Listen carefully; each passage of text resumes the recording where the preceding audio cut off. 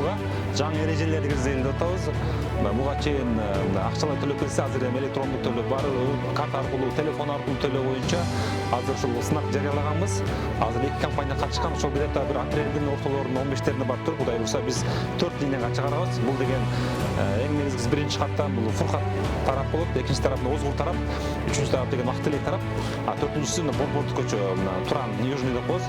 Ошол жакка чоң каттан болот буюрса. Биздин бул биринчи багыт. Азыр мындан сырткары Кудай буйрса жылдын акырына чейин дагы 100 троллейбус келет. Biz Ош шаарында транспорт маселесин истемалуу чечиш үчүн биз сөз муниципалдык өзүнүн транспорттор керек болду да.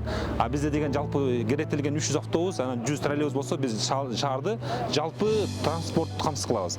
Азыр биз бул менен негизги борбордук көчөлөрдү алсак, троллейбус менен биз кольцевой кылып туруп, көбүнчө билесиздер да, жүргүнчүлөр кечинде көп арызданчу маршруткалар 5-тен кийин 6-дан кетип калат деп. Троллейбуста деген расход аз.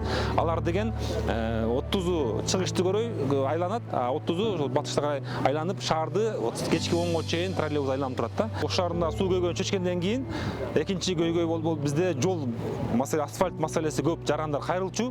Бакытбек Жеңишбековдун ошол демилгеси менен азыр өзүбүздүн муниципалдык мэрияда ушул асфальт завод куруп атабыз.